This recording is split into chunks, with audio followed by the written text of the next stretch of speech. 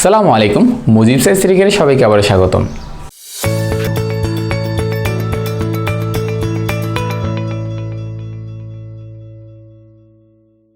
আমাদের আজকের টপিক হচ্ছে দশমিক থেকে অক্টালে রূপান্তর। এখন দশমিক থেকে যদি আমরা অক্টালে রূপান্তর করি তাহলে প্রথমত আমরা একটু ফর্মুলা দিয়ে খেয়াল করি। আমাদেরকে রূপান্তর করতে হবে বেস 10 টু বেস 8। এখানের মধ্যে বেস 10কে আমরা বেস 10 নাম ডাকি, আর 8কে আমরা কি নাম দিয়েছিলাম? এনিবেস। এনিবেসের মধ্যে আমাদের বাইনারি, অক্টাল, হেক্সাডেসিমাল ছিল। যদি এগুলো কেউ না বুঝে থাকো তাহলে তোমরা আমার আগের লেকচার ভিডিওগুলো একটু দেখে আসবা। ওই লেকচার ভিডিওগুলো যদি তোমরা কমপ্লিট করে আসো তাহলে তুমি এখানে এনিবেস বলতে কি বুঝতে পারবে আশা করি। আচ্ছা, এরপর আগানো যাক। তো আমাদের বেস 10 টু এনিবেসের জন্য কি ফর্মুলা অ্যাপ্লাই করতে হয়? বেস 10 টু এনিবেসের ফর্মুলা আগের মতোই, অর্থাৎ গত লেকচার ভিডিওতে আমরা যা করেছিলাম ঠিক একইভাবে আমরা সেম ফর্মুলা অ্যাপ্লাই করব। বেস 10 টু এনিবেসের ফর্মুলা ছিল পূর্ণ সংখ্যায় ভাগ করতে হবে, ভগ্নাংশের সঙ্গে গুণ করতে হবে।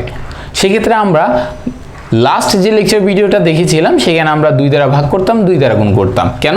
ওইখানে ছিল দশমিক থেকে বাইনারিতে রূপান্তর। তো আমরা বলছিলাম দশমিক ওখানে ক্যালকুলেশনে থাকে না, তাহলে আমরা 2 দ্বারা ভাগ করছিলাম, 2 দ্বারা গুণ করছিলাম। এখন তোমাকে করতে হবে দশমিক থেকে অক্টালে রূপান্তর। এখন তাহলে আমরা কি করব? 10 তো ক্যালকুলেশন থাকবে না, অর্থাৎ আমাদেরকে 8 দ্বারা ভাগ করতে হবে, 8 দ্বারা গুণ করতে হবে। নিয়মগুলো খুবই সহজ, তোমাকে শুধুমাত্র একটু ভালো করে কোশ্চেনগুলোকে বুঝতে হবে। এখন তাহলে আমরা সোজা প্র্যাকটিসে চলে যাচ্ছি। একটা কোশ্চেন লিখলাম 67.25 হচ্ছে বেস 10-এ আমাদেরকে নিয়ে যেতে হবে অক্টালে। তো গতকাল লেকচারের মতোই আমি আবারও বলবো, তোমরা যারা এই মেথডে নতুন তারা আমি যেভাবে করছি সেভাবে ফলো করবা। অর্থাৎ প্রথমত আমরা রূপান্তর মানে কাকে টার্গেট করতে হবে? বেস 10কে টার্গেট করতে হবে। তো আমরা দেখি এই রূপান্তরের মধ্যে কোনো জায়গায় আমরা বেস 10 পাচ্ছি নাকি। দেখা যাচ্ছে আমরা এই পাশে বেস 10 পাচ্ছি। এখন বেস 10 খুঁজে পাওয়ার পর আমাদেরকে চিন্তা করতে হবে আমাদের এই রূপান্তরটা কীরকম হচ্ছে, বেস 10 থেকে এনিবেস যাচ্ছে নাকি এনিবেস থেকে বেস 10 আসছে। তো সেক্ষেত্রে দেখো আমাদের এখানে বেস 10 থেকে অক্টাল যাচ্ছে, অক্টালকে আমরা নাম দিয়েছিলাম এনিবেস। তাহলে ফর্মুলা অ্যাপ্লাই করতে হবে বেস 10 টু এনিবেসের ফর্মুলা। এখন বেস 10 টু এনিবেসের ফর্মুলা কী ছিল? পূর্ণ সংখ্যাগুলোকে ভাগ করব, ভগ্নাংশ সংখ্যাগুলোকে গুণ করব। সেক্ষেত্রে আমরা এখানে 67কে ভাগ করতে হবে, 0.25কে গুণ করতে হবে।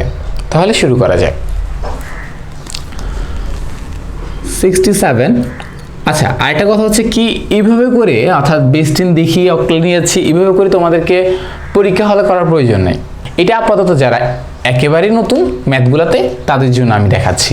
এখন যদি প্রথম কয়েকটা ম্যাথ তোমরা এইভাবে করে প্র্যাকটিস করে করো তাহলে হবে কি, তুমি ম্যাথগুলো খুব ভালো করে বুঝবা এবং ম্যাথগুলো সবসময় তোমার মনে থাকবে। আচ্ছা, এরপরে তাহলে আমরা 67কে এখন কতটা ভাগ করব? 2 দ্বারা। গত ম্যাথে কিন্তু 2 করছিলাম। কেন? দশমিক থেকে বাইনারি ছিল, দশমিকে কোনো 10 তো কোনো ক্যালকুলেশন থাকে না, তো বাইনারি 2 দ্বারা ভাগ করতাম, 2 দ্বারা গুণ করতাম।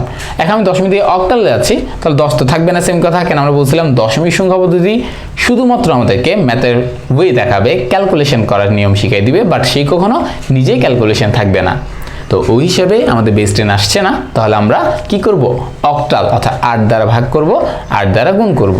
তো 8 দ্বারা ভাগ করো। এখন দেখো যদি আমরা 67কে 8 দ্বারা ভাগ করি তাহলে আমাদের কত আসছে? 67/8। তখন আসছে তোমার ক্যালকুলেটর, তুমি দেখবা 8.375 পাইছো। এখন আমাদের কাজ হচ্ছে আমাদের এই বরাবর ভাগফলটা লেখা এবং এই বরাবর আমাদের ভাগশেষটা লেখা। এখন ভাগফলটা আমরা পাইলাম 8। এখন ভাগশেষ কীভাবে বের করা যায়? হ্যাঁ, ভাগশেষ বের করা কয়েকটা ওয়ে আছে, তবে সবচেয়ে ইজিয়েস্ট ওয়ে আমি সবগুলো বলবো, যতগুলো ওয়ে আছে সবগুলো বলবো, যেটা তোমার ইচ্ছা মনে হয় তুমি পিক করতে পারো। এখন দেখো সবচেয়ে ইজিয়েস্ট ওয়ে হচ্ছে তুমি যখন ভাগ করছো 67কে 8 দ্বারা ভাগ করছো, তোমার আসছে 8, তখন 8 আসছে আর 0.375 আসছে।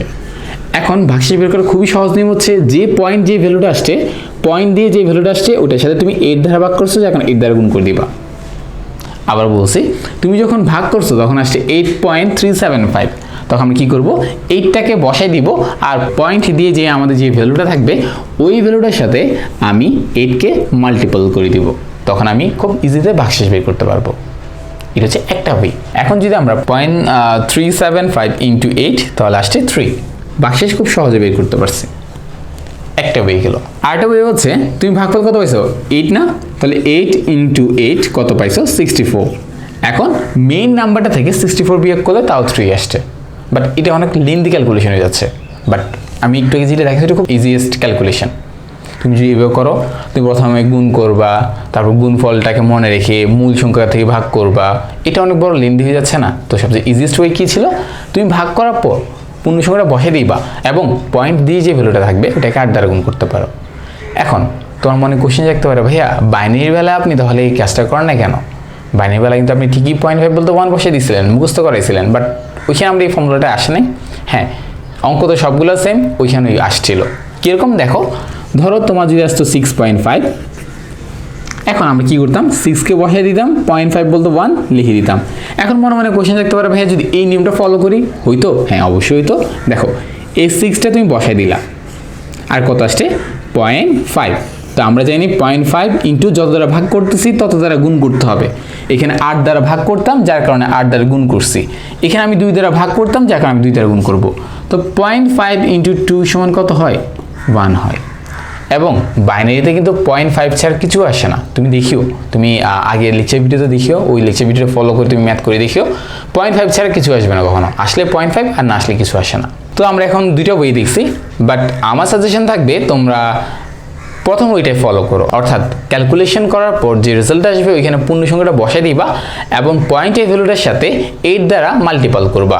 8 বলতে যে বেস দ্বারা তুমি ক্যালকুলেশন করছো ওই বেসটাকে গুণ করবা, অর্থাৎ সিম্পলি বলতে গেলে point value into base number. তাহলে আমরা এবার ম্যাথটা কমপ্লিট করি। এখন আবার যদি আমরা 8কে 8 দ্বারা ভাগ করি, আমরা কতক্ষণ ভাগ করব? যতক্ষণ এখানে 0 না আসে। 8কে 8 দ্বারা ভাগ করলে ভাগফল 1, ভাগশেষ 0। তুমি ক্যালকুলেটরের মধ্যে ক্যালকুলেশন করলে তুমি পাবা 8কে যদি 8 দ্বারা ভাগ করো তখন তুমি রেজাল্ট পাবা জাস্ট 1। এখন 1 আসছে, আমাদের কিন্তু পয়েন্টের ভ্যালু লাগবে, অর্থাৎ একটা ভাগশেষ অবশ্যই লাগবে, কেন আমাদের এখানে ভাগশেষ নিয়ে অ্যান্সার লিখতে হবে। তো সেক্ষেত্রে আমি যখন 1 আসছে 1 লিখলাম, এখন 1 মানে কি একবারই গেছে, তো ভাগশেষ আর নেই, তাহলে আমরা অ্যাটলিস্ট 0 হলে বসাইতে হবে, যেটা আমি গত লেকচার ভিডিওতে বলছিলাম। তো 0 বসালাম, আবার ভাগ করব। এখন 1কে যদি 8 দ্বারা ভাগ করো তাহলে কত আসে? দেখো 1 ডিভাইড বাই 8 আসছে 0.125। এখন 0.125কে কী করব? তোমরা একটু গেস করো। হ্যাঁ, তুমি যেটা গেস করছো যে আমরা 0টাকে এখানে বসিয়ে দিব, 0টাকে বসিয়ে দিলাম এবং 0.125কে আমরা 8 দ্বারা মাল্টিপল করে যে রেজাল্ট আসবে সেটা হচ্ছে আমাদের ভাগশেষ। তাহলে আমরা দেখি, আমরা এখন তাহলে 0.125 ইন্টু 8 কত আসছে? 1। তাহলে আমাদের ভাগশেষ হচ্ছে 1।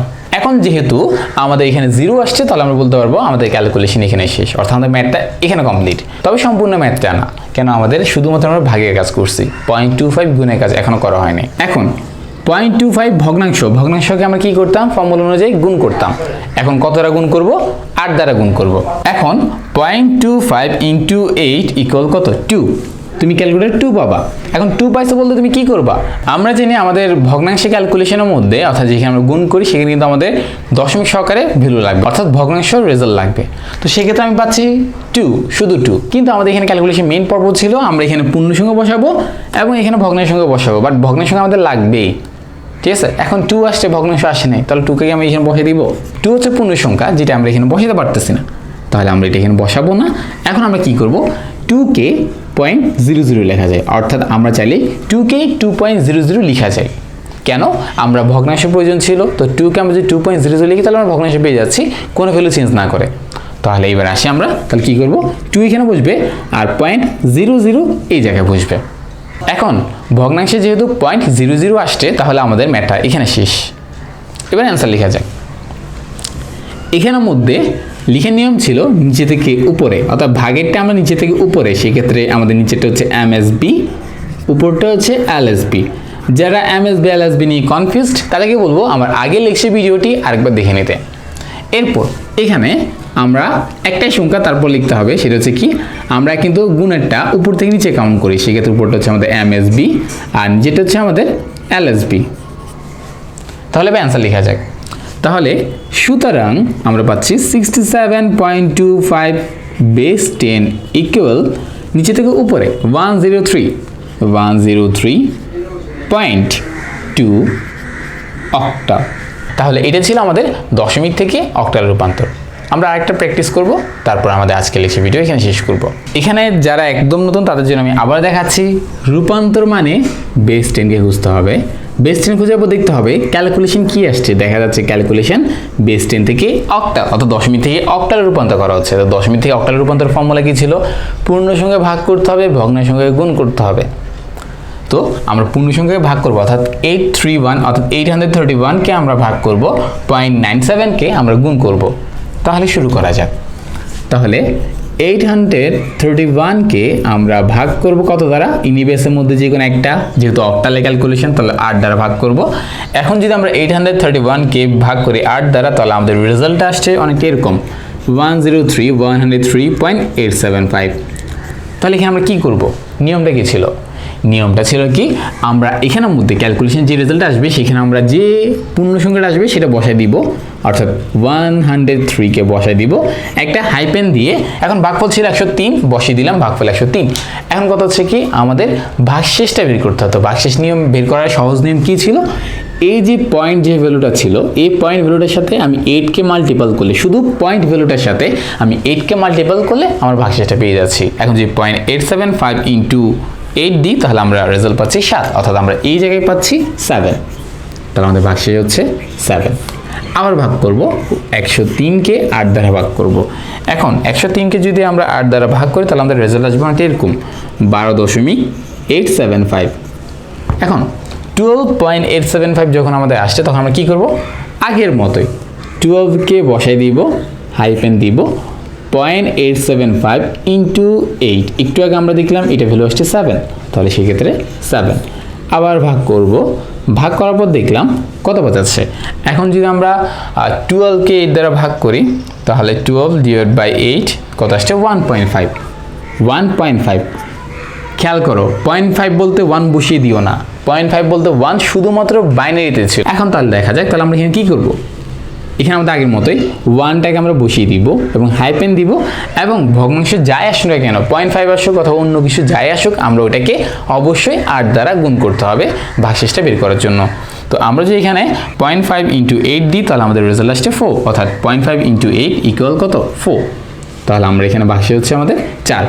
আবার ভাগ করব, যেহেতু আমরা যতক্ষণ এখানে 0 না আসে ততক্ষণ ভাগ করতে থাকবো। তো আবার ভাগ করো, 1 ডিভাইড বাই 8, তাহলে আমরা পাবো 0.125। তাহলে আমরা কি করব? 0টাকে এখানে বসাই দিব আর 0.125 বলতে 1। তো এটা ছিল আমাদের ভাগের নিয়মটা। এবার আমরা গুণের নিয়ম আসি, অর্থাৎ 0.97কে আমরা গুণ করব। যেহেতু ভগ্নাংশ, তো ভগ্নাংশ নিয়ম ছিল আমাদের ভগ্নাংশকে গুণ করতে হবে। 0.97 ইন্টু 8, তাহলে 0.97 ইন্টু 8 আসছে 7.76। তাহলে আমরা 7টাকে বাইরে লিখলাম, 0.76কে ঘরের ভিতরে লিখলাম। এরপর আবারও 0.7, শুধুমাত্র 0.76কে আমরা আবার 8 দ্বারা মাল্টিপল করব। 0.76 ইন্টু 8 দিই, তখন আমাদের রেজাল্ট আসছে 6.08। তাহলে 6কে এখানে লিখবো আর 0.08কে আমরা এখানে লিখবো। এরপর আবার গুণ করবো, কেন এখানে 0 আসে না। আবার যদি 0.08কে 8 দ্বারা মাল্টিপল করি তখন আমাদের রেজাল্ট আসছে 0.64। এখন তো ভাই 0 আসছে না, না আসলে আবার করবো। কতক্ষণ করবো? যতক্ষণ এখানে 0 না আসে। তবে 4টা ভ্যালু, সর্বোচ্চ আমরা 4টা ভ্যালু নিব। তো সেক্ষেত্রে আমরা এখানে আবার ইন্টু 8 করব, তখন আসছে 5.12। তো এই পর্যায়ে এসে দেখলাম যে ভাইয়া এখানে তো 0 আসে, নামই নিচ্ছে না। তখন আমরা কি করব? তোমাদেরকে আমি গত ক্লাসে বলেছিলাম যে আমাদের ভাগেরটা, অর্থাৎ এই পূর্ণ সংখ্যা ভাগেরটা কোনো না কোনো এক সময় 0 আসবেই। তো 0 না আসা পর্যন্ত তোমার ক্যালকুলেশন কন্টিনিউ করতে হবে। বাট গুণেরটা সবসময় 0 নাও আসতে পারে। অর্থাৎ তুমি এভাবে করে যদি সারাটা জীবনও ক্যালকুলেশন করো, তুমি 0 আনতে পারবে না। যার কারণে আমরা গুণের বেলায় সর্বোচ্চ 4টা ক্যালকুলেশন পর্যন্ত ওয়েট করব 0.00 আসে নাকি। ওই 4টা ক্যালকুলেশনের মধ্যে যদি 0.00 না আসে তাহলে আমরা উট্টুকে ম্যাথটা শেষ করে দিব। তাহলে যেহেতু আমাদের এই ম্যাথের মধ্যে আসে নেই, তাহলে আমরা 4 পর্যন্ত ওয়েট করলাম, যেখানে আমরা পাইনি তাহলে আমরা একটুকে থামাই দিব। এখন ভাগেরটা কীরকম ছিল? নিচে থেকে উপরে, অর্থাৎ এটা হচ্ছে MSB আর এটা হচ্ছে LSB। আর গুণেরটা ছিল কি? উপর থেকে নিচে, যেটা হচ্ছে MSB আর এটা হচ্ছে LSB। এখন আমাদের অ্যান্সার লিখি। সুতরাং 831.97 একটা দশমিক সংখ্যা আমরা নিয়ে গেলাম অক্টালে। তাহলে 1477.7605 এখন যেহেতু আমাদের অ্যান্সারটা অসম্পূর্ণ, তাহলে আমরা কি করতে হবে? আমরা এখানে এক্সট্রা কয়েকটা ডট দিয়ে দিতে হবে। কেন? আমাদের বুঝতে হবে আমাদের ম্যাথটা অসম্পূর্ণ। আগেরটা কিন্তু আমরা সোজা অ্যান্সারটা লিখে ব্রেকেট দিয়ে অক্টাল লিখে অক্টালে পেজ নাম্বার বসিয়ে দিয়েছিলাম। কেন ওখানে ম্যাথটা ওখানে কমপ্লিট ছিল, বাট এটা হচ্ছে অসম্পূর্ণ একটা ম্যাথ, যার কারণে আমাদেরকে পুরো অ্যান্সারটা লেখার পর কয়েকটা ডট দিয়ে চলে যেতে হবে বোঝানোর জন্য যে ম্যাথটা অসম্পূর্ণ। এখন আশা করি তোমরা দশমিক থেকে অক্টাল রূপান্তরের নিয়ম এবং ম্যাথগুলা বুঝেছো, এবং তোমাদের বোঝার জন্য আমি 2টা এক্সাম্পলও সলভ করে দিয়েছি। তারপর যদি কোনো কোয়েশ্চেন থাকে তাহলে কমেন্ট সেকশনে বলতে পারো, অথবা আমাদের ফেসবুক গ্রুপে জয়েন হয়ে ওইখানে ডিরেক্টলি আমাকে আস্ক করতে পারো। তো আজকের জন্য এইটুকু। সবাই ভালো থাকবেন, সুস্থ থাকবেন। আসসালামু আলাইকুম।